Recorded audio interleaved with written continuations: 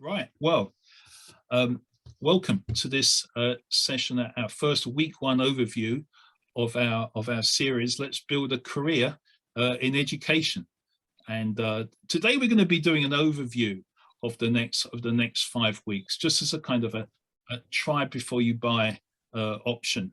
And although it's free of charge, so we're going to be looking at, and it will race by with some meaty issues. But we're going to be unpacking those in subsequent weeks. And very happy to have an old buddy of mine, Charlotte and Julie. You don't know, you both went to LCF together, okay, a decade or so ago, so or maybe even 2 decades. So that's your connection. Okay, folks. So let's push on with this here. So I deliberately called it "Let's build a career in education," not let's get a job. Let's get a job before Easter. Although we do kind of look at, we do look at those issues. I've immediately lost half of the people here because I've said that, because I think it's important that we will cover, as you can see, about getting a job and ideas that we can have for that. Okay. But the idea is also that we should be talking about, building a career in education.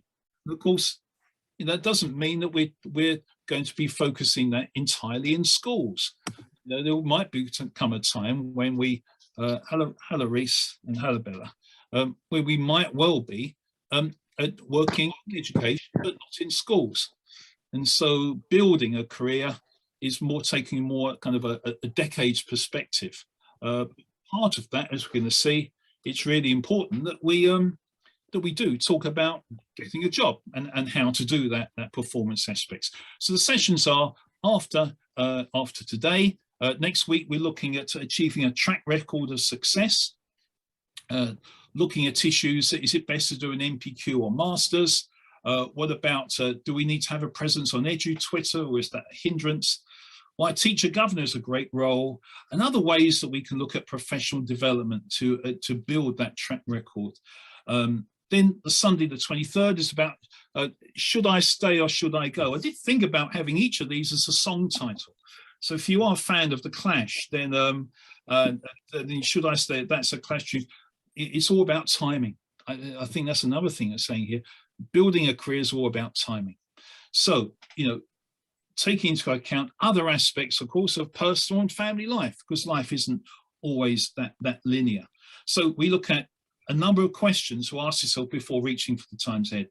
Monday the 30th is about a suitable role. It could well be that you're a new maths teacher, and because maths teachers are short in number, you could be that you're tempted by that. Sorry?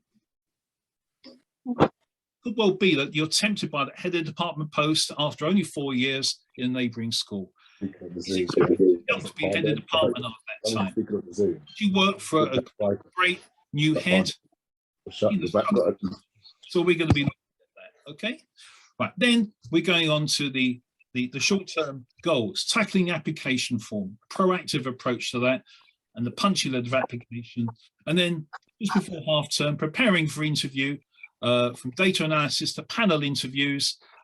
You know what it's all like to put together grueling 11 pieces to the selection process, and to go through that. Boy, do you need stamina. So we're going to be looking at that as well. Okay, so that's what's ahead of us.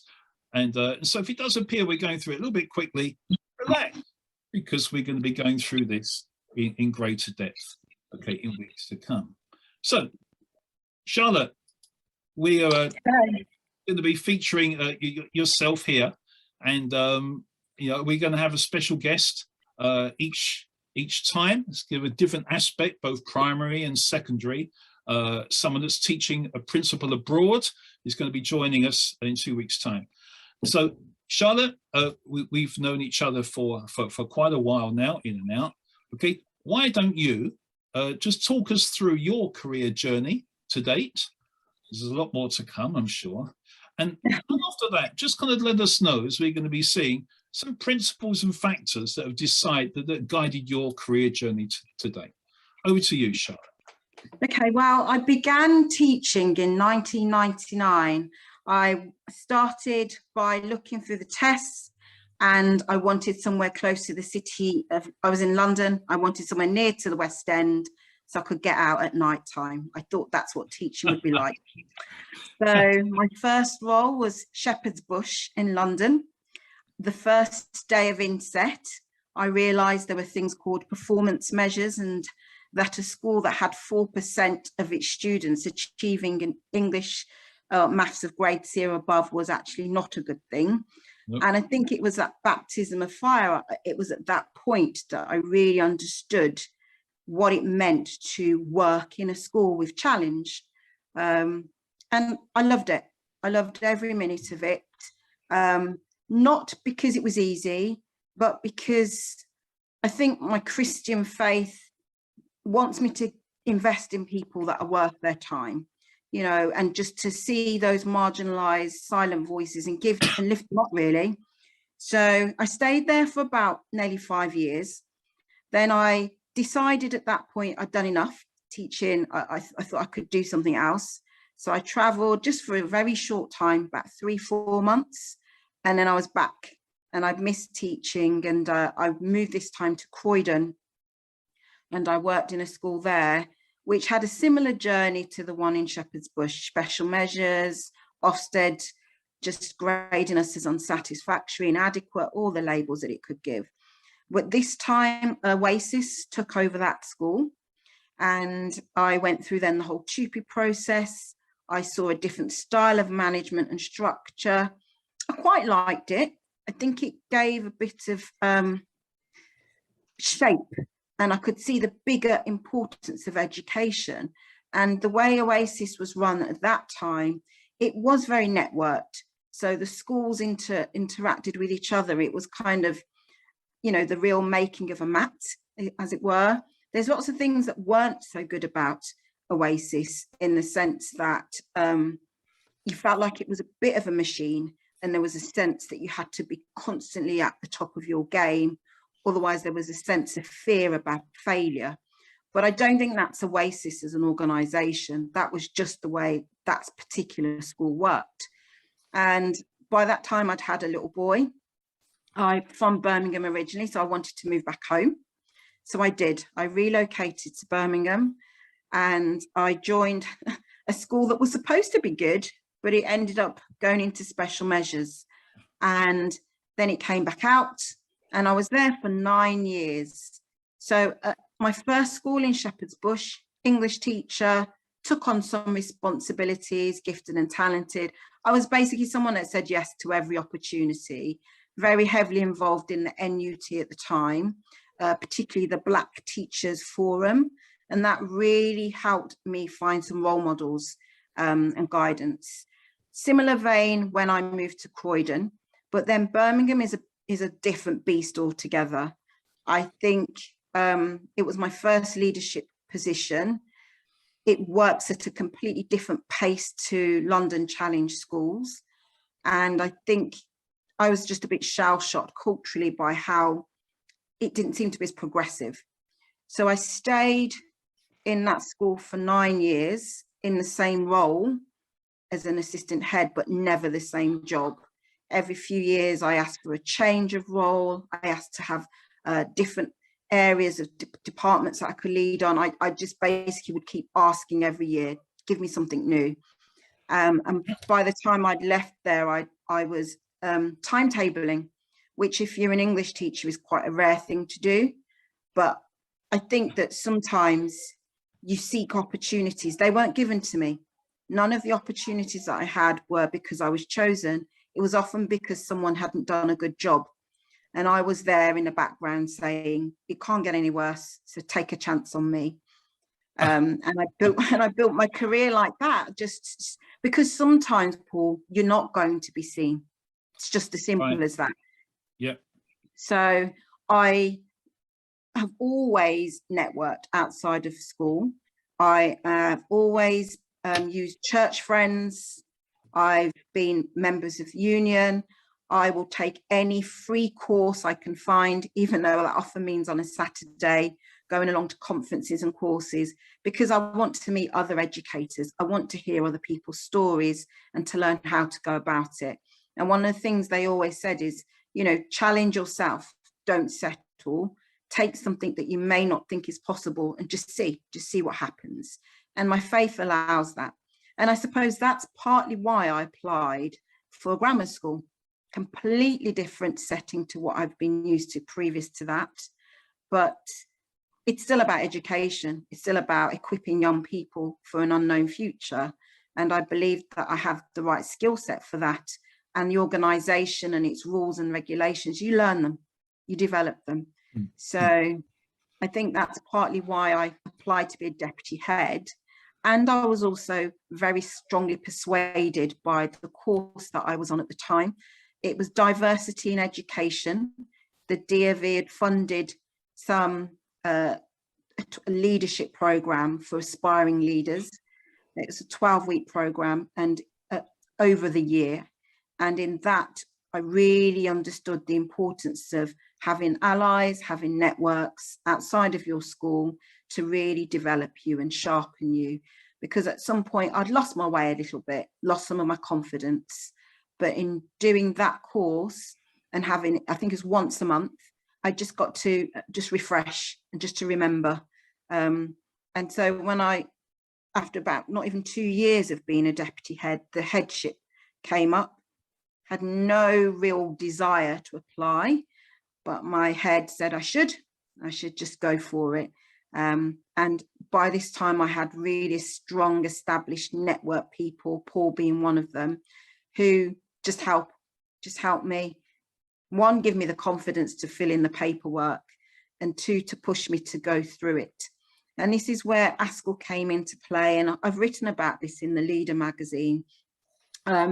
Whilst I was filling in the application form and going through the process, and it was a head teacher, my ex-head teacher did this. He was helping with the paperwork.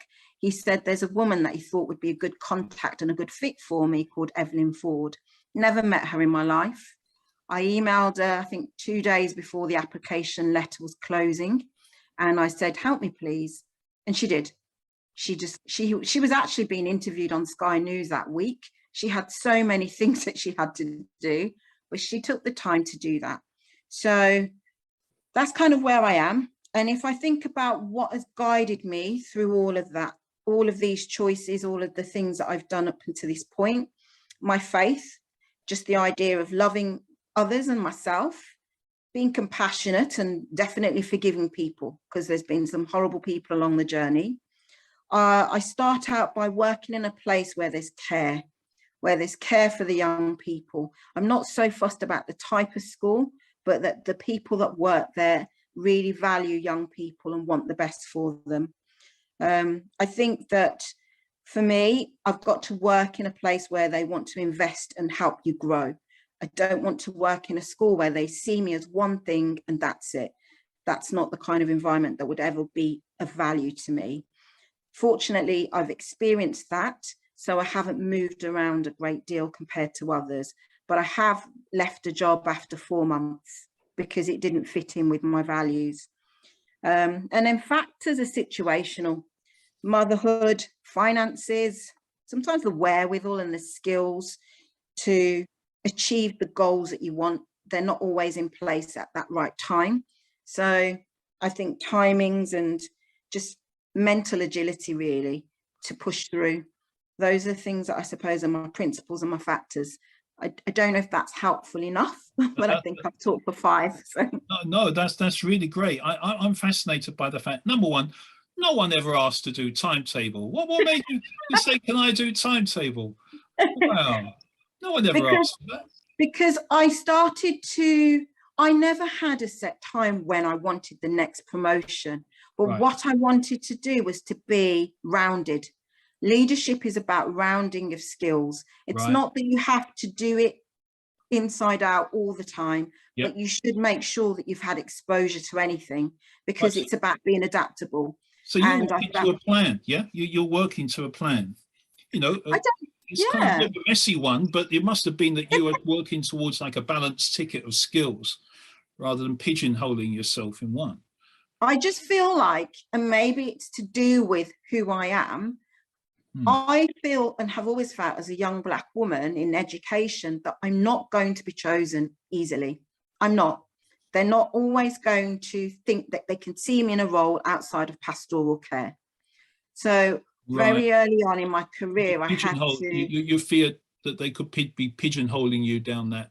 I think so. I think that's been my experience. My passion is English, teaching English, but very quickly I was head of year, and I could have probably stayed doing that forever. And there isn't anything wrong in that, but that wasn't the only thing that I could offer. So talking to more experienced colleagues of all demographics, it's not that I only talk to Black leaders, but it just seemed like if you're a scientist, you tended to get timetabling. So how could I try that skill as an English specialist? I needed to volunteer. I needed to say, I'll do it. Sure. Can I just ask you one more thing? Is before any of the other colleagues like to ask a question? You said, are you fascinated by the fact that you asked for a change? You know, you asked for a change in role. Yeah. You know, some people might say you're holding a gun to people's heads about that. What gave you the confidence to be able to say, look, I want, you know, come on, you know, what have you got for me? You know, well, what gave you the confidence to ask that? And number two, why did they most often give that to you? So everyone has an appraisal every year. Yeah. And in that appraisal, they ask you what you want to do for your personal development. Yes. So I use that as an opportunity to say, I want to learn. Oh, there you go. Once I learned, then I would say, can I try it? So timetabling happened because I had an interest in the curriculum. So I did some studying in my own time as part of my personal development appraisal objective. By the end of that year, I said, can I do the options process? It wasn't about doing timetabling at that point. It was about the steps. And then lo and behold, that person who was timetabling had moved on. But in the background, I, of course, had skilled myself up. You were lurking. And that's what I do. That's very proactive, very, very thoughtful of you. Colleagues, anyone else got a question for Charlotte? She's going to be chipping in throughout the session here, but any immediate questions? Okay, for Charlotte, that's just fantastic. It illustrates so many of the things we're going to be dashing through in the next 45 minutes. Any questions, colleagues? Unmute yourself and do ask. No? Okay, so let's move on. So setting forward then, I suppose what if I could grandly call this a strategy. It's looking back over, oh gosh, 37 years now. You know, and here's another song title, ABC, easy as 1, 2, 3. Is it indeed that? You know, and I would put forward this. Here you go. Here's my thesis here. Okay, that number one, look, we've got to establish ourselves in our current role before we're doing anything extra. Okay, because we lay ourselves open to say, yeah, well, you're doing this, but you're not even doing your key role properly. And of course, by doing that, we then build a solid track of achievement. So we're going to, in a minute, we'll be looking at what do we mean for solid track of achievement, because that's going to be the basis of our next application. Number two, once we have established ourselves in the current role, and that's a judgment call when we got to that point, it is establishing what I've called our educational side hustles. So it's extending your repertoire, building networks, as Charlotte has already said. And all of these things, still in education, enrich your day job, even provide a little bit of supplementary income, but they also provide some potential additional career progression routes as well. Okay, because out of my last out of my last 4 jobs, okay, 3 of them have been through the side hustles, not through my plan A job. And then, okay, once we've done that, is what about our passions, hobbies, wider talents? You know, Charlotte, do you remember hobbies? Do you remember that? Remember we used to have hobbies, all of us. You know, I'm trying to remember those. That's it, all of us. Someone has asked the question. I can't see it on my phone. I think all right. Yeah. Thank you. Yes, Charlena, please do. Yes.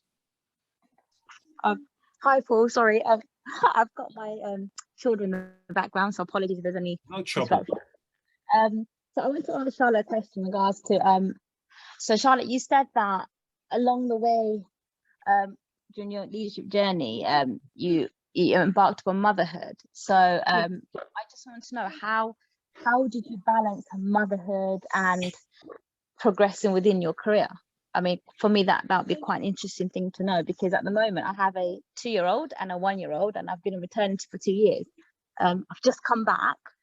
I'm very eager to progress. So it will be really good to hear on your story and how you balanced things. So if I may, I would say that firstly, know your rights. Legally, you're entitled to the same as everyone else. Your maternity does not mean they can change your role or do anything of that type. But I think when Paul talks about the side hustles, for me, I'm not sure if it's exactly the same, but I kept educating myself. I kept doing courses, and I kept studying and using appraisal, if I'm honest, as the way in which to ask for what I believe I should do next. What I would say about parenthood and motherhood in particular is, if you do not have a network at home, it's going to be very difficult for you to progress your career, because at the level that I'm on now, if my daughter's got an earache or the school call and she needs to be picked up, it's difficult for me to extract from the school day and go and pick her up. So I need to have 3 contacts, my first, second and third choice, and I'm kind of 4th choice in the day.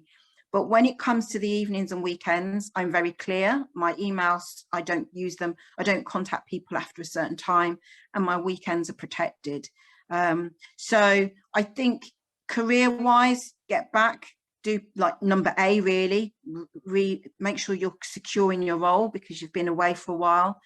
Then start looking at things you can do alongside it, and get your network, get your support network at home. It took me 9 years to be being an assistant head. I was ready to be a deputy after about 4 of those years. And the remaining 5 were because I had a baby. I'd had a baby during that time. So it's just a bit slower, but you can still get there. I hope that helped. No, thank you for the answer. Charlene, or any of our other colleagues on Zoom who'd like to chip in?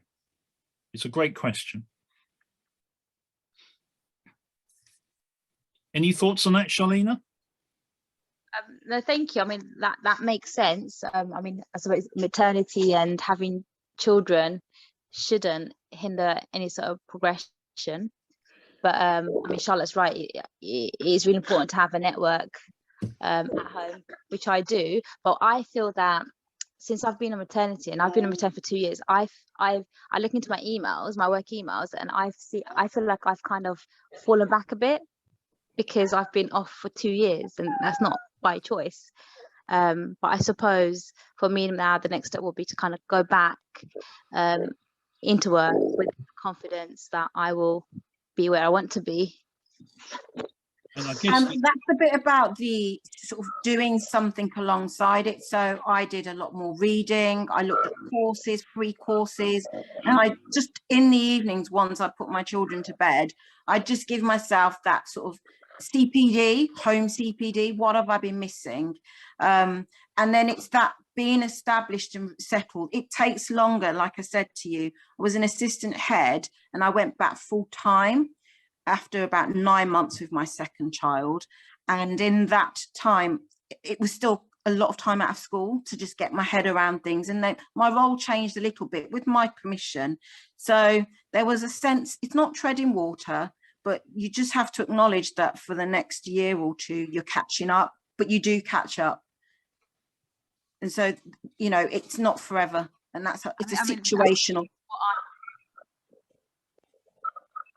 Go on, Charlene. I think that's what I need to surrender to, the fact that I will be catching up for a few months. Because I mean, when I left before maternity, I felt like I was on top of my game, if that makes sense. Yeah. But I mean, I have had 2 years off, so I suppose I will need to catch up, but that's something I'm willing to do. So, but no, thank you for that, because that makes me feel confident, knowing that other mothers in leadership also share similar experiences. So thank you. No, that's really good. And I think, you know, you are, what I hear is that people are taking being intentional about keeping themselves as best they can up with the latest knowledge and information, but also taking advantage of the keeping in touch days about popping back into school. But you know, that's some really good advice that people have given there. Thank you everyone. So let's just move on to examine these a little bit, exposing my CV a bit here really, folks. And it's not really here to say, oh, look what a lot of the things that I've done, but really what I was trying to do is looking at track records. You know, I suppose what I tried to do here was to say that quite early on, when I was just kind of a physics teacher last century, you know, what I could lean back on my track record was some physics A-level results. The fact I did an RSA diploma as teaching English as a second language after only 2 years of teaching. And I remember my head of science at the time said, look, you know, I forbid you to do this course. You're still doing you're learning your craft. And I defied him. I said, well, I'm doing the course anyway, you know, and you know why? Because in doing the course, by looking at teaching English as a second language for kids who have EL, it made me re-examine my teaching for every kid. Yeah, so it actually contributed to my development as a teacher. I got some good physics A-level results. When I moved to Newham, then I started a course. It was science technology, so I could talk about starting a course and doing things for that. When I was a head of science, I got some good GCSE results, and those were the days when Ofsted gave grades for every department, okay, rather than grades as the school. So that turned out well, so I could write about that. And then when I became deputy head, you know, we're going to be talking later on about, you know, whether to do in the course a master's degree. Master's degree led to middle leadership research, writing, a website and training, and eventually MPQH. So I could talk about all of those things because in the early 2000s, I went out of school into the National College for School Leadership. We're launching the leading from the middle there. So I thought I had to get MPQH before, if I was to go back into schools, people say, well, who are you? You know, say, well, at least I've got MPQH. That's a kind of a stamp of approval, if you like. And then I volunteered at Denby High School, okay, at that time to keep, just a bit like Charlotte and Charlene was saying about, you know, keeping your hand in, okay, in the other side of the education profession. And then, of course, I then got a job at Denby High School, you know, but I think I only got a job because having done the core job of doing the leading from the middle course, I found a bit of time to be able to branch out, keep me there. I just want to say that after that there, having gone, you know, pretty much first interview, second interview, I then went 32 applications over a period of about 10 years. Okay, my wife's nodding here. Okay, 32 applications from being a deputy head to when I became a principal. And so, you know, you need to be prepared for that as well. There are times when you feel that you're skating up the ladder, if that's where you want to go. But there's also going to be times when you're going to have real frustration, sense of stagnation. You kind of think, right, well, is this where I'm destined to be? And it might well be if that's the case. So in looking at that there are different things that you can rely upon for track record of success. You know, I had a sentence of the Ofsted report. I launched sports college successfully at Denby, and that gave me a ground to apply to Oasis to eventually become the principal. When I opened a sixth form, 3 years of good GCSE results, but then I joined Pixel as a principal, and then Pixel gave me a job. And then as I was with Pixel, I became an SLE, and then I got a job as an SLE. So hopefully through that, you can just kind of see the way that trying to be doing the kind of tier B, as well as keeping on with the tier A, enriches your core job, but also provides you with other routes for progression. And so I think when we're looking at a statement, if you like, feeding the personal statement of a track record, Ofsted judgment's always nice, but very rarely do they kind of say your subject area or you as a deputy head did that. Exam results for your subject, year group or class, those are great to put in your personal statement. That is evidence of a track record or success in an assessed course. Or, you know, and I had to rely on this in the early days, a project initiated, implemented to fruition with impact, showing initiative, you know, some innovative practice, or starting a subject network. Doesn't cost any money. It shows initiative, can benefit your core job, but shows your ability to network, as well as any experiences you gained on reflection to demonstrate professional learning, and anything you can talk about managing people.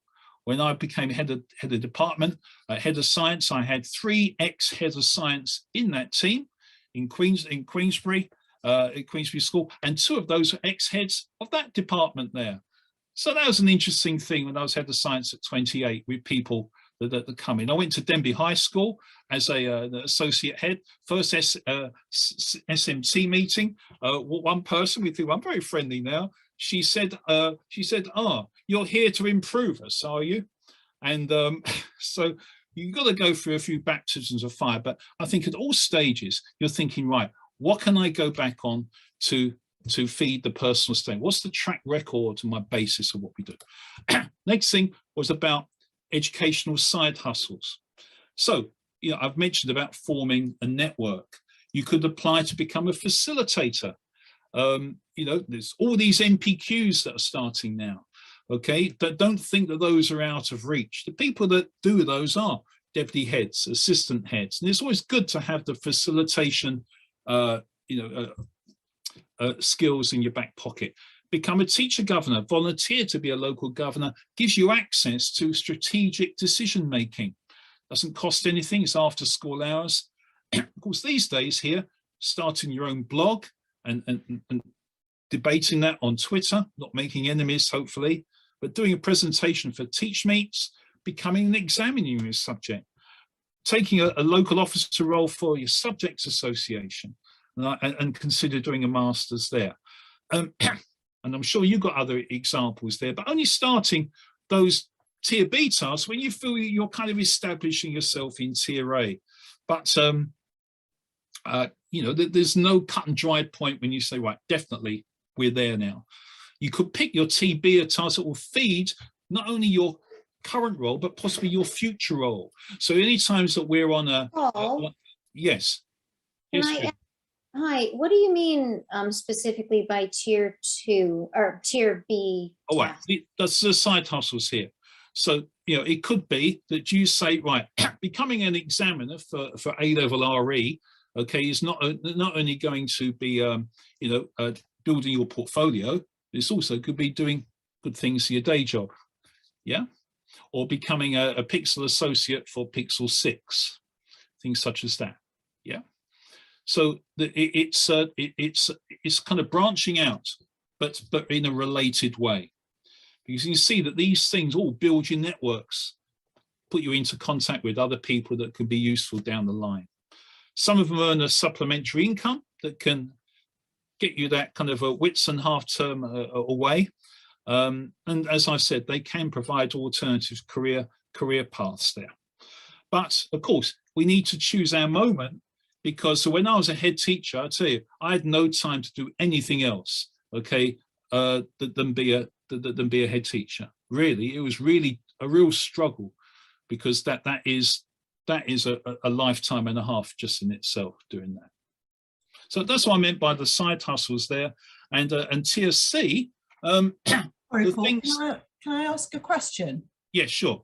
Actually, it's a question to Charlotte. Thinking about sort of what Paula said about A, B and C, what were some of the things that you did as tier B type tasks that weren't necessarily day job direct, but sort of fed in your experience when you then went for other roles?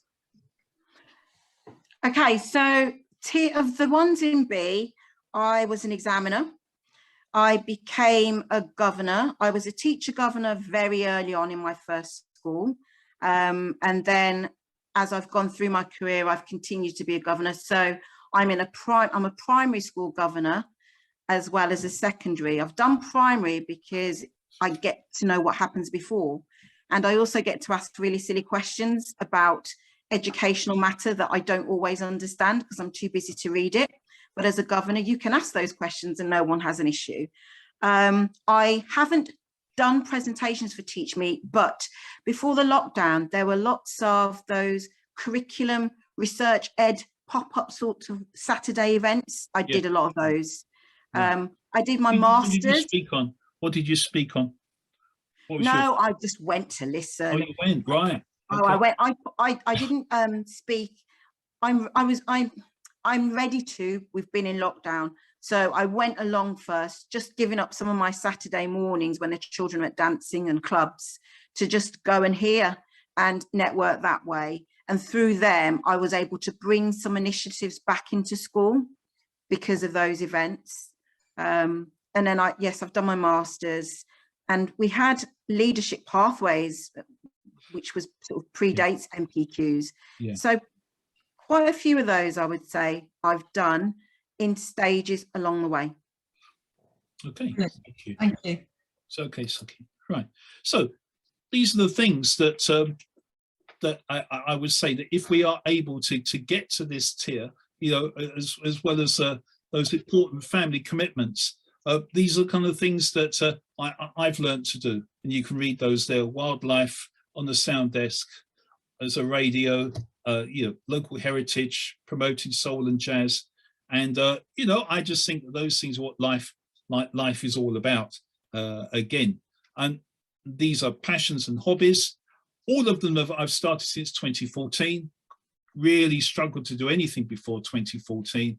It's created some common interests with some family members. Two of these have started to generate a small income.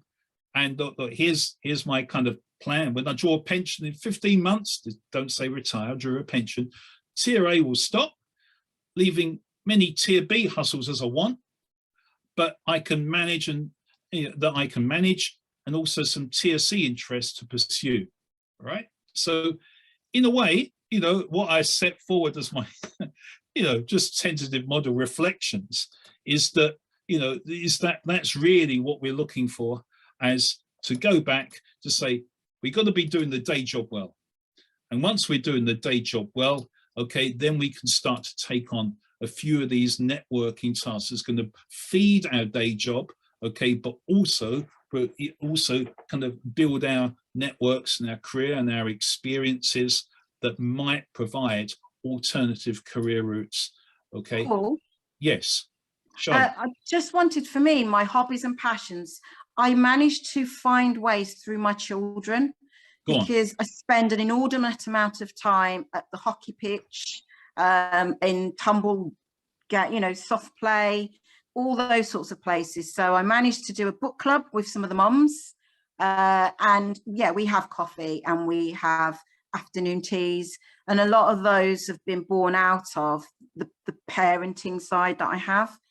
So I don't know if that will be of use for some, but it might help some. Oh, that's great. So you're even using the, I remember soft play. You used to have the nice coffee bars and everything else, and yeah, we just had sisterhood. You know, they'd be regular people, and we'd set, rather than me go there on a Saturday, because I'm a single parent. So rather than me sitting there on my own, I just noticed who my children played with and just said, "Do you want to sit with me?" And then our Saturdays, while the children are crashing around, they became just a network for us, where they're from different work, different jobs, which was good.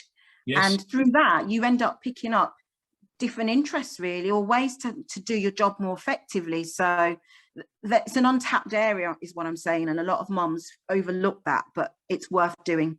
Fascinating. So even then, you know, there is a time, not only for making that time more interesting and productive, but, you know, through the networking, you do pick up tips from different ways of working, also from different professions. Okay, right. Here's a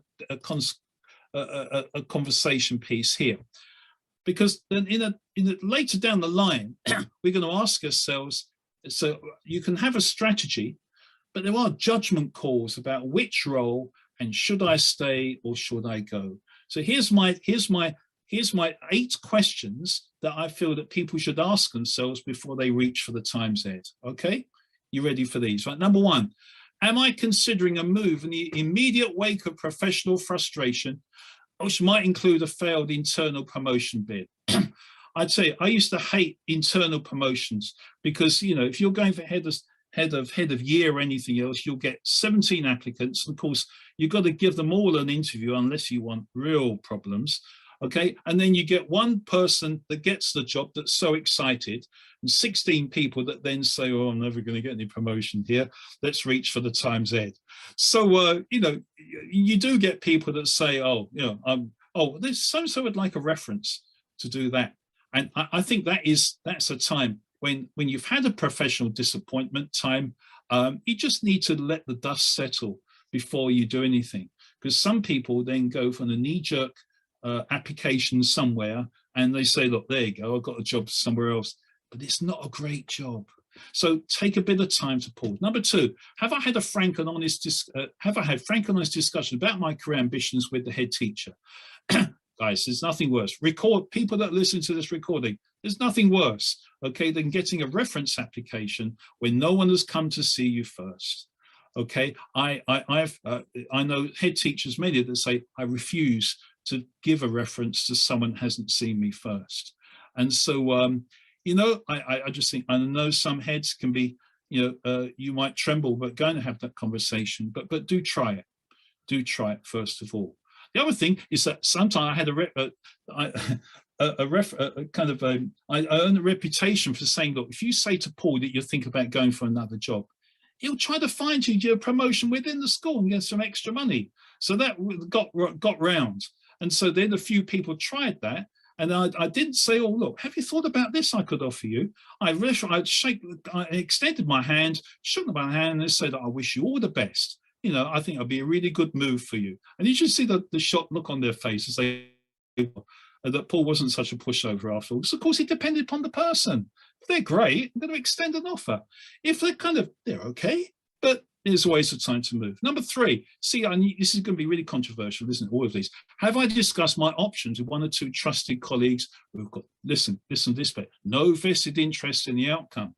All right. So people that could be in school, could be Charlotte, could be people that, you know, that know you through hockey or a soft play crew, or it could be someone with, you know, that your former colleague. You know, try to benchmark what you say. What do you reckon about that school? What do you reckon about that post? They've got no vested interest. They're going to give you that kind of feedback for these judgment calls. Number four, have I stayed long enough in the school to establish a firm track record of success as a basis for my next move? See, if you really want to make a powerful application, you need to have what I was speaking about a little bit before, about a track record, something to lean back on, something you can write a meaty paragraph for that. So sometimes, you know, I know, Charlotte, you said that you left after 4 months. Tell me a bit about that. That's a bit extreme. I had to leave. The environment was too toxic for me and I wasn't thriving. Right. I always take a job because I like the head teacher. I like what they're trying to achieve. And I always ask that as my question at interview. And he couldn't change the culture quickly enough. And there were plenty of opportunities back in London. So I left. Okay. Thank you. Thank you. Number five, are there any professional shortcomings that I should address to improve the chances of career progression in this school or other schools? So, you know, everyone's got professional shortcomings or areas in which they can improve. So, you know, have I covered most of the bases? Have I got that track record? Is there anything I can do? You know, a big area of inexperience. I've never really taken a leadership role for 3 or 4 years. Number six, am I confident I'm not being impatient about my future prospects within my current school? Okay, it may well be that sometimes we've just got to stay put, wait for things to move a little bit, and then our time will come. Number seven, do I feel there are genuine career opportunities in other local schools that offer me better all-round personal fulfillment than in my current post? Okay. So this is more about not the push factor, but the pull factor.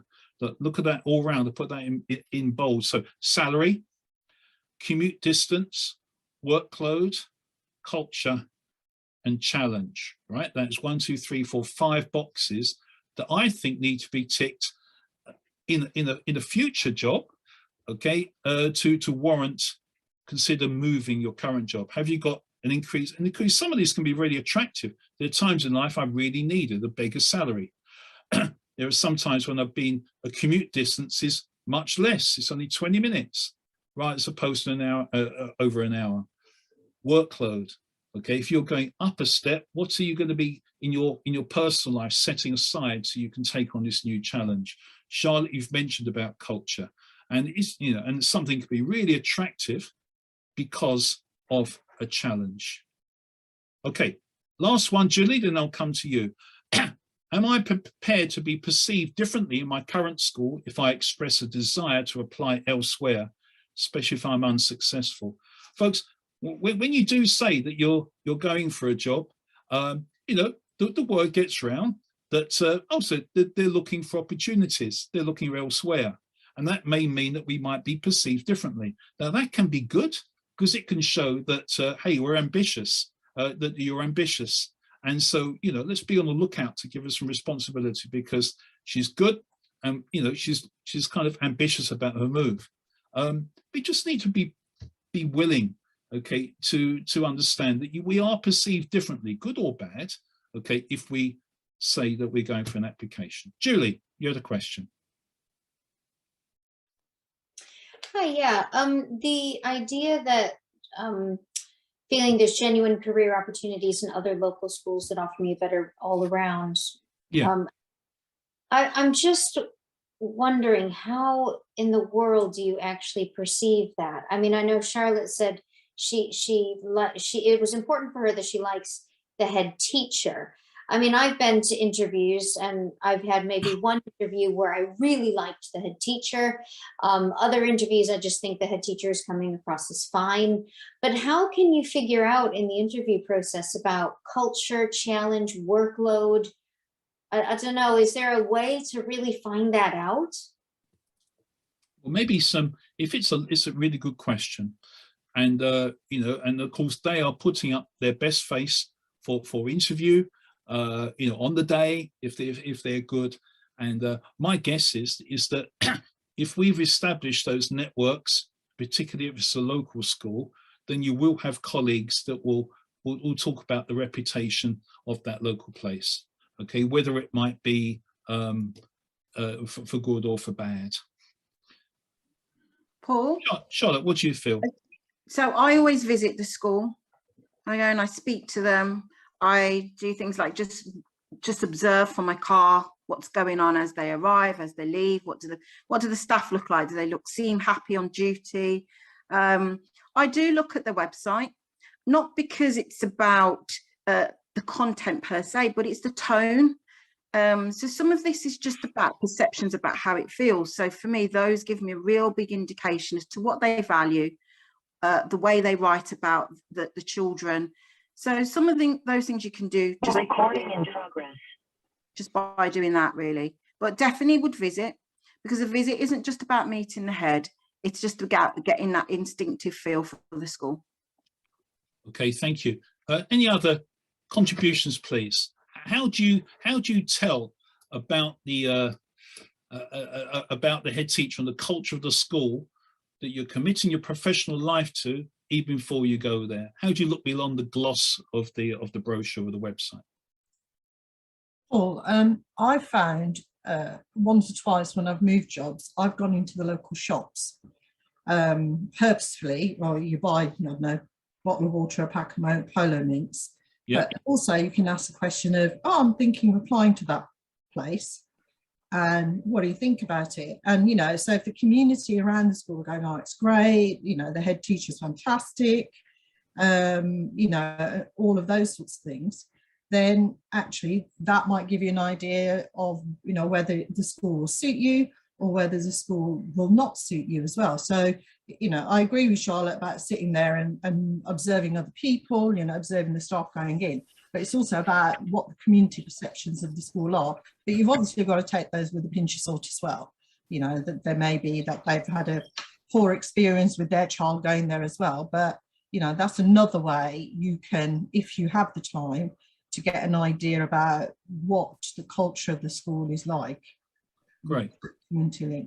That's a lovely idea, Suki. And yeah, that's difficult to smooth over. That reputation with the local shopkeepers. And the other key thing is to actually drop that in the interview, yeah, and say, you know, why have you applied for this post?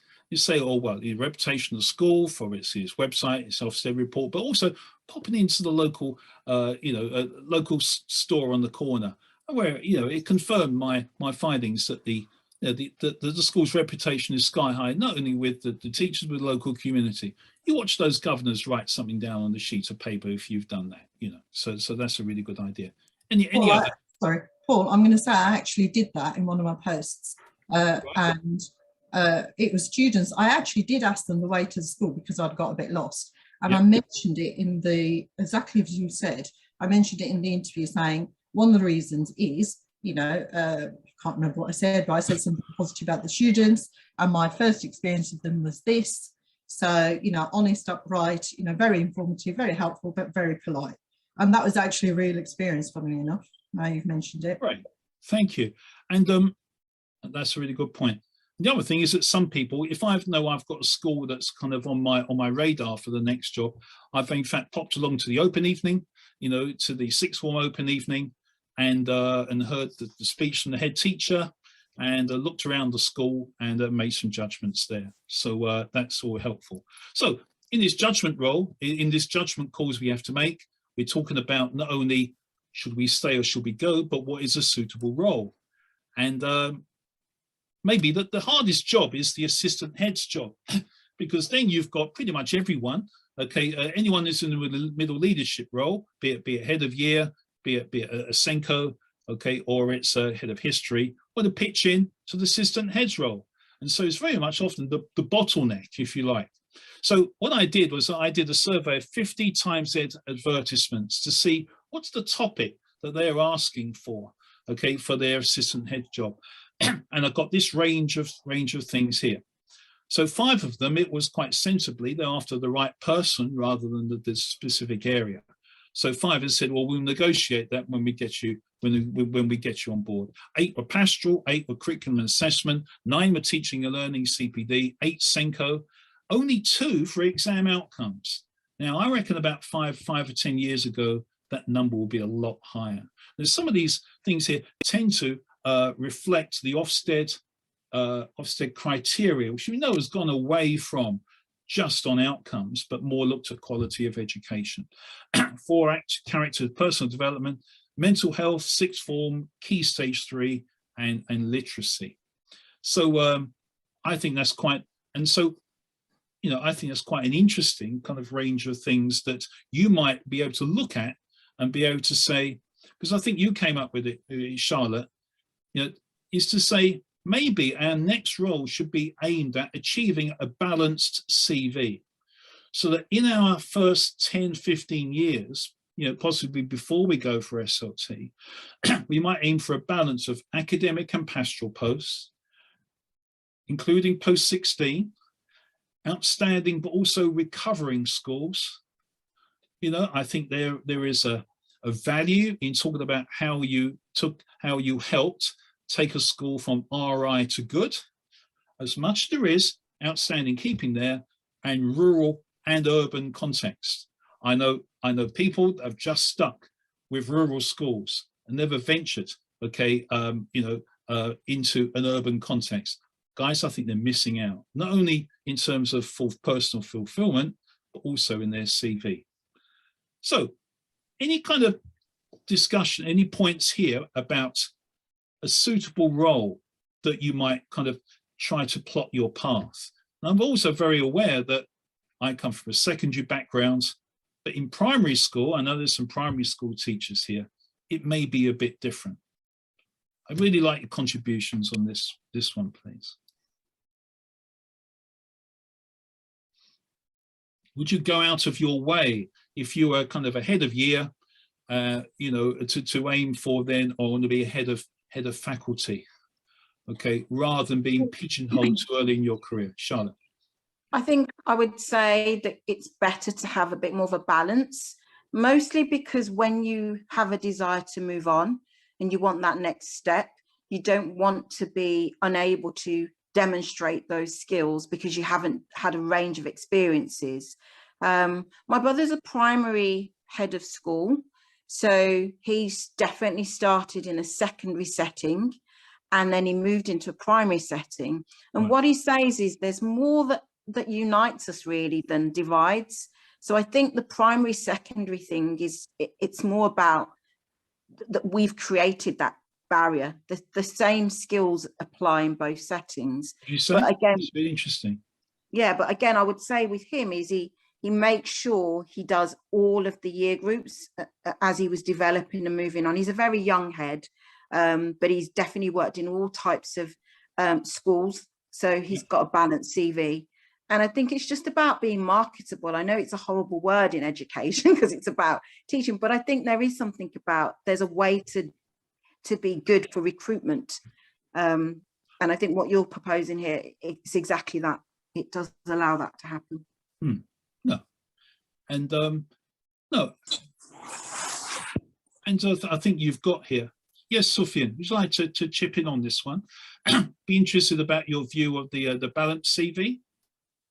Well, I think one of the challenges that exists, Paul, is very early on in people's careers, they're pigeonholed down a pastoral route or a more academic teaching and learning curriculum route. And if you're kind of being a bit more pessimistic about how the system works, one of the things that typically happens is people almost have this assumption, if you're more academic and more bright, you go down the TNL and curriculum route. If you're a bit of a bold brute, you go down the pastoral route. Often, I've talked about this being a problem for ethnic minority teachers, often push down the whole community, get to know the kids, you're great with children, you're great with young people, therefore pastoral is your forte. Right. I think the balance is incredibly important because to effectively manage a school, you have to have a good, deep understanding of all elements of school operations.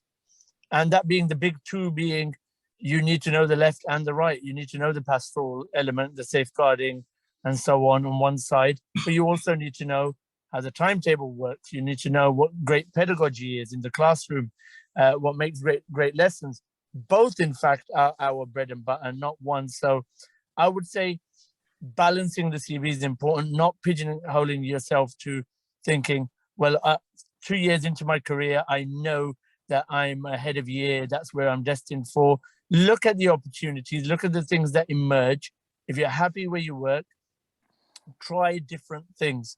I think I've benefited from hopping around different types of roles, and different roles have developed different skill sets, experiences, and probably I would say made my toolkit that I carry as a leader a lot more extensive now, having had that variety.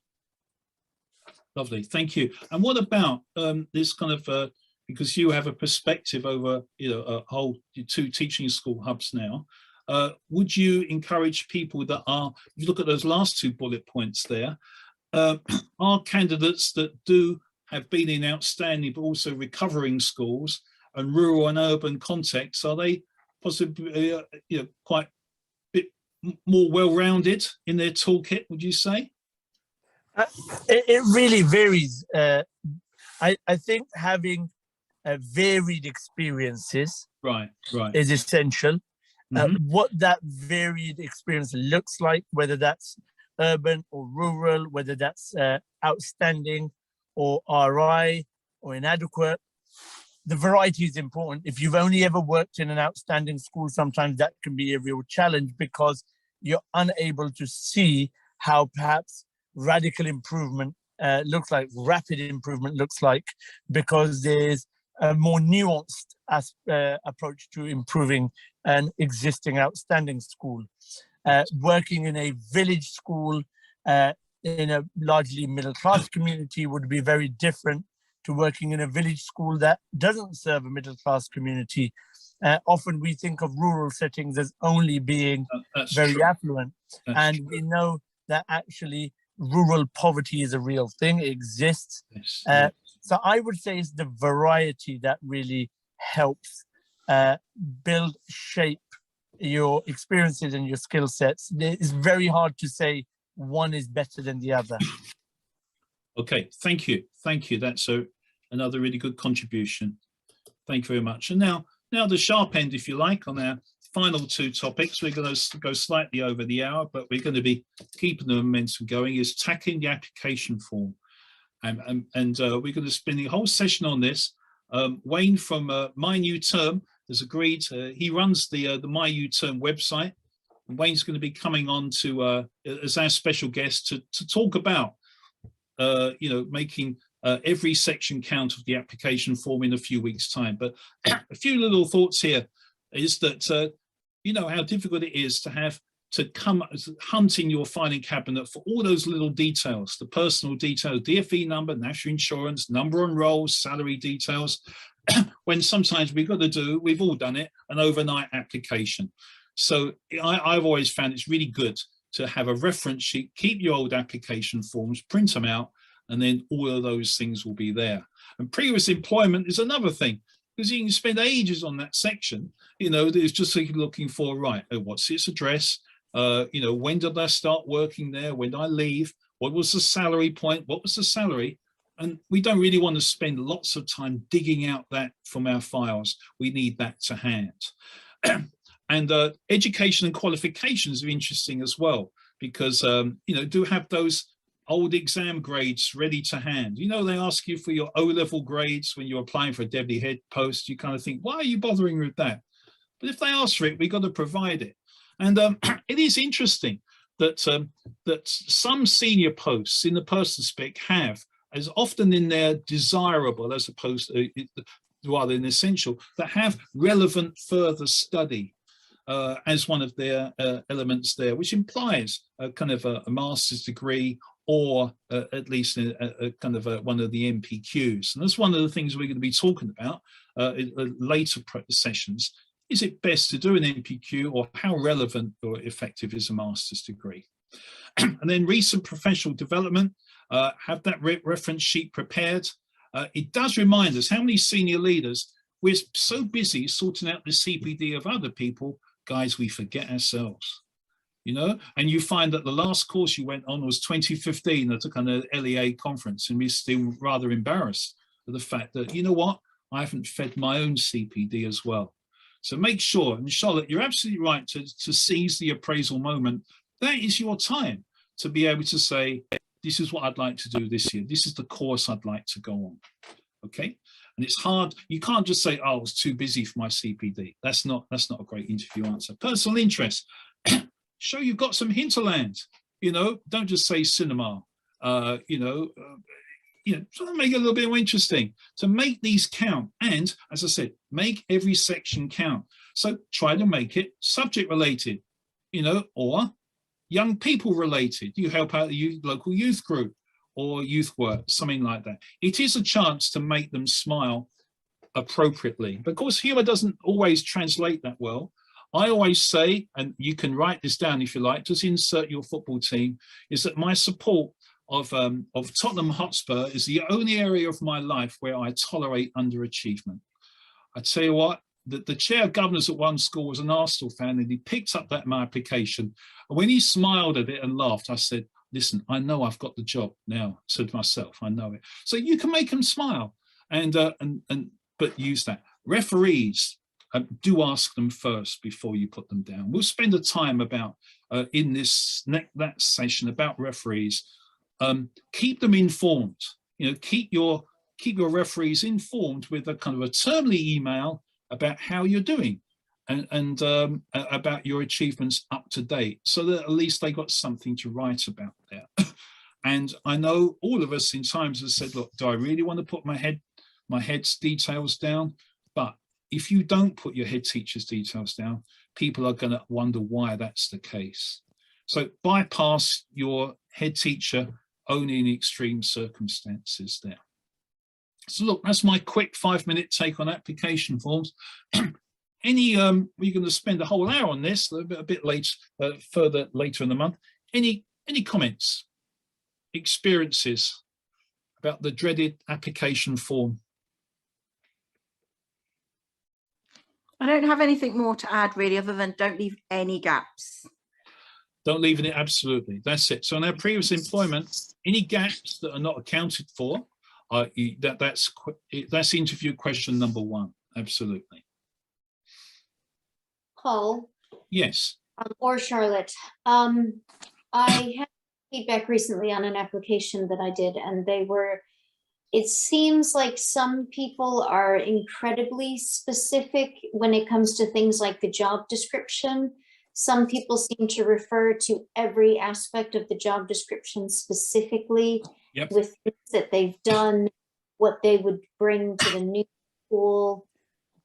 I mean, is there really a great method, or I don't know. It just, I don't want to be too specific and provide too much detail either. Yeah. And I think, Julie, I think you're absolutely right. Schools do vary in the way they shortlist, for example. So some of them have the person spec on one side, your letter on the other, literally go through any evidence of that, tick or not. Others, let's face it, have been given a big pile. They've got to shortlist before tomorrow, and so they're reading it and giving more impressions. That's absolutely right. So you're going to get that variation there. All I would do, and I say this under personal statement there, is make it easy for them, is that put some subheadings. So if there are some subheadings in the person spec, mirror those subheadings in your letter, so you can at least draw in their eye to the particular subsection of the person spec. I would say 2 sides max, and don't just do the generic application that doesn't mention the school. You can always see the person that hasn't spent a lot of time, they've just cut, paste, put top and tailed it, and then just bunged it in.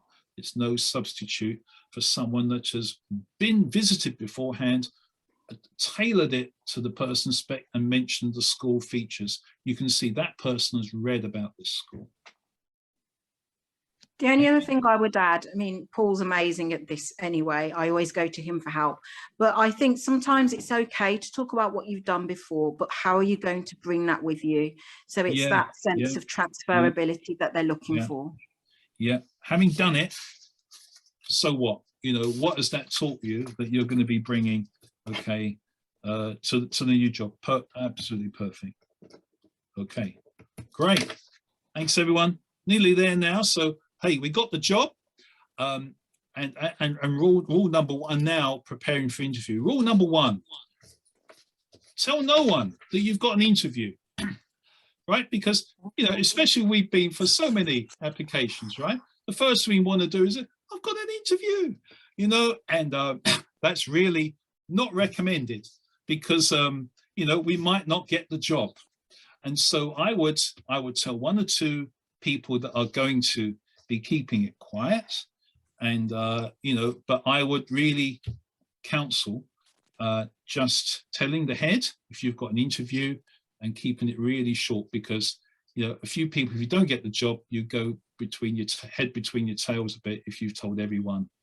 Okay, so a few things. Do your homework, visit pre-application if you can, even if they don't say, would you like to have a pre-visit at the school, ring up and ask. I'm always a little bit suspicious of those that don't say no, you can't visit. But do it. I would say you then see, as we said before, see the school with their guard down a bit, and the person that takes you round, is it during the school day, is it afterwards? And but remember, from the moment you step in that school, even on the pre-visit, they're judging you, right? They're going to say, oh, we had a really good person last night, he is or she is doing that already. If I'm that, oh, they got a really good Ofsted. They're judging you already. Okay, that's fine. So be on your guard, but I think that is going to inform your letter. And I tell you what, I've been to some schools and I've done the pre-visit. No, not going to apply there. Will we get a chance to have a look at the budget before the interview? No, we only begin showing the budget. This was school in Watford. We only be showing the budget to the successful candidate after they've been selected. What? So you can tell a lot from that. Tell no one in your current school. Prepare, rehearse, including a day 2 interview and outline. Now, if we've been lucky enough, I remember when it was an achievement to get to day 2. Do you remember that? Hey, I've got a day 2. You almost feel you've got half the salary in your bank balance, right? But the thing is that we're going to be so shattered after day one, okay, that the idea that we're going to catch up with 3 hours sleep and then write a brilliant PowerPoint is really hard.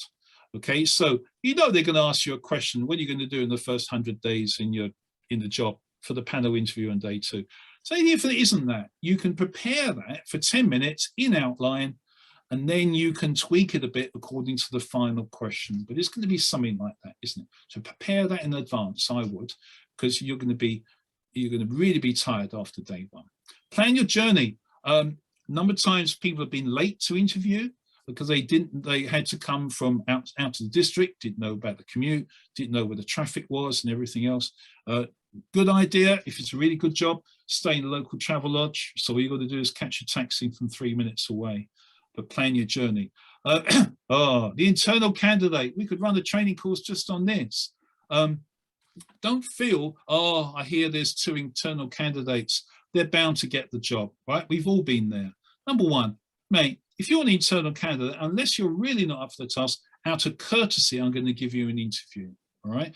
So don't think just because there is an internal candidate, okay, then basically it's not worth you applying, okay, because it might not be the case. The other thing is, if you're the internal candidate, is that you need to be, don't take anything for granted. I've seen some internal candidates when I've been the external swan around the school thinking basically I've just got to turn up and the job's mine. And then they get a real sharp shock when the external, not myself, okay, was one that gets it. So you need to, I've heard some people say, no, I'm not going to go for the tour of the school with students because they know me, I know them. I prefer to teach my lessons 1 or 2. What? You know, because then I'll be ready for the panels after lunch. No, take the whole day off if you're the internal candidate. Do exactly what the others do, match it. Don't just kind of think you'll do the interview light, L-I-T-E. You'll do the whole process and show that not only do you know the school, you're going to be bringing something new to the job. They don't just want you to be Paul Hammond in your old job, in your new job. They want some momentum because you can be sure that the external candidates, okay, will be bringing fresh ideas. Unless you're going to bring some fresh ideas as well as the best of the rest, then they're going to pip you. You know what it's like, everyone here. If you're a younger teacher, guys, when you go for your first promoted post, they're going to be putting you through Goldfish Bowl, data analysis, meet the governors, meet the cleaners, you know, everything else. So you need stamina, okay? And you need resilience because it might well be out of 5 things, you mess up on 1. And I know what's up. That's it. Forget it now. I've blown it because my data analysis didn't mention this, that, and the other. Guys, you're in no position to be objective about your performance, okay? You've just got to. If you messed up on 1 panel, forget it. Number 1, you might not have messed up. Number 2, you've got 4 other things, okay, where you can do. So just put it behind you, draw a line and move on. And then my bugbear, push for detailed feedback. Okay, wait, if you don't get the job, we all feel like, oh, forget it, I didn't really want the job anyway, okay? But do push for feedback, okay? Please do push for the feedback because then that's only when, especially if you've got a really good person doing it, we're really going to know from the people that saw close, okay, how you're going to be, how you can improve. All right. And so, you know, I've had some nightmares there. People that don't ring you back. They actually don't tell you haven't got the job until the next day. And I'll tell you what, that's really bad form because, you know, you might apply to that school 4 or 5 years down the line. And if I don't get good feedback, I tell you what, I'm going to remember that. Chair Governors, I'm going to be remembering that. And you haven't related your school well to me. Last thing about preparing for interview is my acronym, PICK ME. PICK ME, here we go. Be pleasant, be interested, be confident, be knowledgeable. Odd one, meager to offer unsolicited opinions. Do the staff really always dress like that? Does the staff have a, you know, do you really do that? Oh, that doesn't go down well. And be enthusiastic. Now, you might say, well, of course we're going to do that. But I tell you what, you've got you've got some people who never smile. I always make a case of for the PA in the office reception being really nice, being really pleasant and interested with the reception. Because as a head, I always asked the PA and reception staff, I said, look, you saw all the people come in. Who do you reckon was really good? Oh, they were really nice. They came back and thanked me afterwards. Okay, be interested. Number of people that basically don't show that they really want the job. Confident, knowledgeable. You know, it might well be your 5th interview this month, but tell me you really want this job, not just an assistant head's job. And enthusiastic. All of those things, as well as your basic competence, will really prepare you for the job there. That's my last new slide. We're going to be finishing in just a couple of minutes.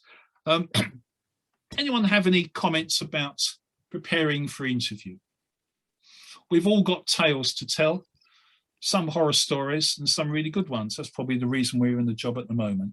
Charlotte. Well, if I talk about my headship interview, there were 6 people, Yep. 5 men and myself. Yep. 2 out of the 6 were internal, and the more experienced deputy thought he had it in the bag. Yep. He didn't get the job. Yep. And then there was this other candidate who didn't get that headship, but Yes. a few weeks later he got a headship for another school in our trust. Okay. So Yep. sometimes it's important to remember that the pool gets really small the Yes. further up you go. Yep. And even if it's not the right fit for that school, it doesn't mean you're not ready for that position. Absolutely. So I don't know if that helps, but I think sometimes No. we just sometimes take it a bit personally, and I don't think we Yep. should, not at that level. No, because after day 1, it's basically, can you technically do the job? And day 2 is that does your face fit at this school at this time? And I think you're absolutely right, Charlotte. You can give a really good impression of yourself there.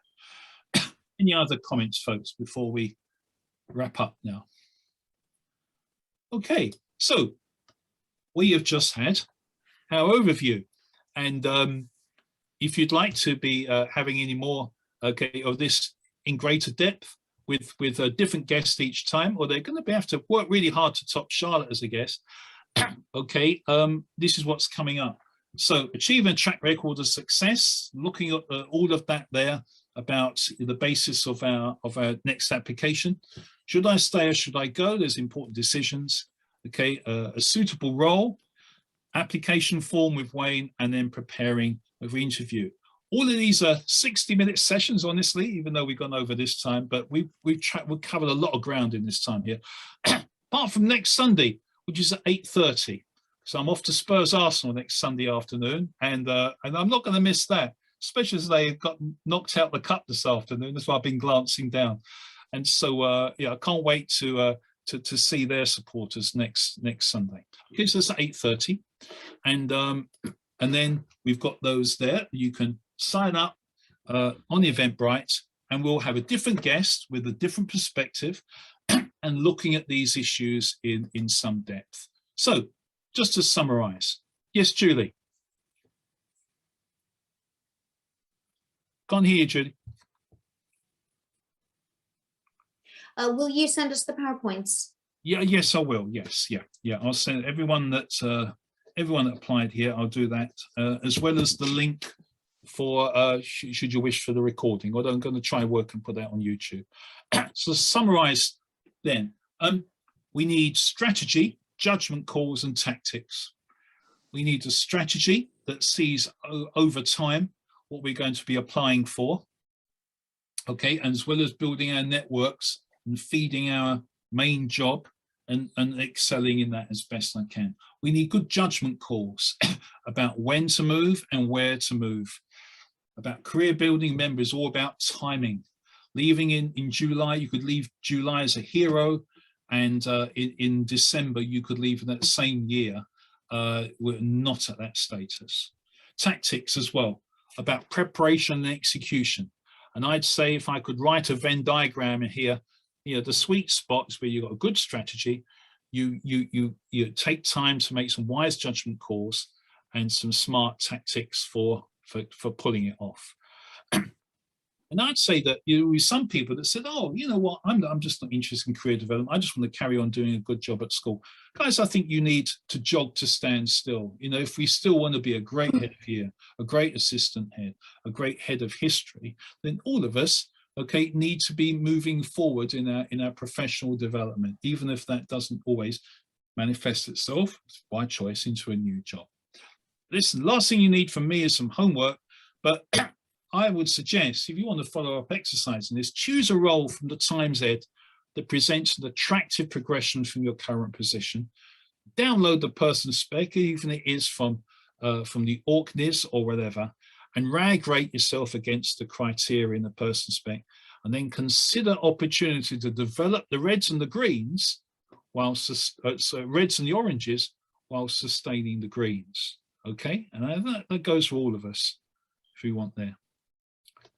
So there we go. Any further questions? Any final comments before we wrap up this? No? Just to say thank you, really, really helpful. That's great. Thank you, Charlotte. And you know, I will say, remember, it's 8:30 next week. It will be an hour. We're not going to be having over an hour. All of the following ones are smaller topics. Invite friends if you're interested to come along. Remember, it's free of charge. Okay, and I will be sending the PowerPoint to you. Okay, have a great week, everyone, and hope to see you next week. Okay, take care, everyone.